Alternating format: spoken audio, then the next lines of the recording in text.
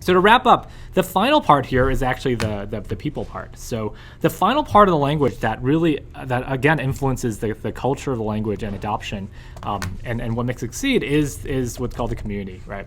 Is the actual, this is the people part of the language, right? Everything else has been technical, has been code. But the community part is actually ends up being really important because in the end, people are the ones who, one, create the language, and then also create libraries and also keep the languages going. So different programming languages are known to have different communities around it. So some languages have very proprietary closed communities. Like you have, so if you want to develop for Apple, you have to pay them $1,000 or whatever. And if you want to go to their developer conferences, you have to pay a few $1,000s and you get special access to their documentation and stuff. Other communities are much more open source. All the stuff is there for free. You know, people answer questions on Stack Overflow and such. And the culture of the community really dictates a lot of how people participate. So this is one extreme example. So Linux is not a language, but it is all written in C. So I found one of the few censored articles here for a language thing. So this is Linus Torvald rants. So all of these are real emails that he sent. You could, I'll send you the links to this. But basically, you know, the leader of the Linux project is very well known for flaming people on the mailing list of Linux developers and telling them their code sucks and like they're horrible people and such. And it's not just one email. There's like a ton of emails about this, and like, you know, he angers other companies and stuff. So he's known as a very, you know, abrasive leader of the Linux community. And again, this is not a programming language, but it's sort of indicative of yeah. So these are all people. So this is an open source project, right? These are all people trying to contribute to the project, writing code, trying to contribute in, and you know, the leadership at the top is setting this tone. And one of the criticisms of the Linux community is that because the person who created Linux and the person who's the leader of the project set this tone, it kind of percolates downwards so that a lot of, you know, more and more people in that community, this becomes a behavioral norm in the community. And this is not super encouraging to, you know, this is why a lot of new people don't get into Linux, because, you know, it's not exactly the most friendly community. You say, you know, oh, I really want to work on writing kernel code for Linux, and you submit your first question to the mailing list or patch, and you know, you get messages like this, or the thread of message like this, right?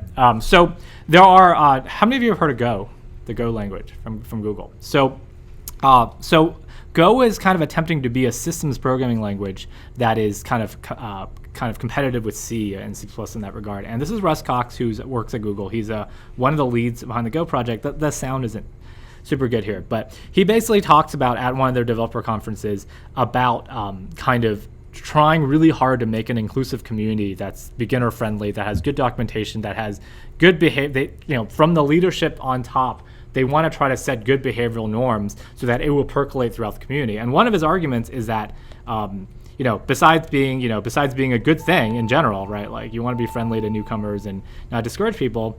So, you know, these things are just, you know, general kinds of good, you know, good feelings.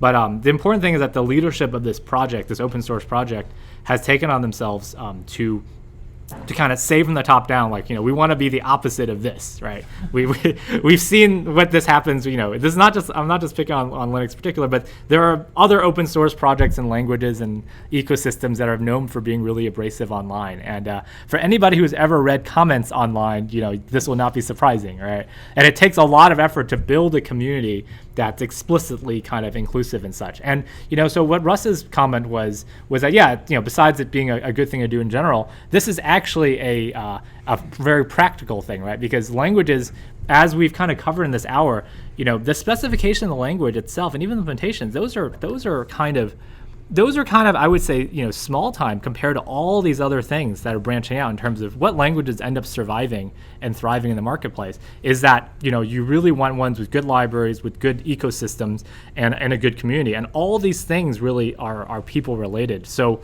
you know, for the people leading Go, you know, they're competing against other languages like Rust from Mozilla and C++, which has been around forever, and C and everything. And if they want Go to succeed as you know, they want it to be, you know, one of the more dominant languages for low-level systems programming, they need to, you know, they can't start off doing this, right? Well, this is Bake Off. So, yeah, I mean, they can't start off doing, you know, doing whatever Linus is doing. So So as a matter of kind of trying to have their language thrive, they actually realize the importance of the people part.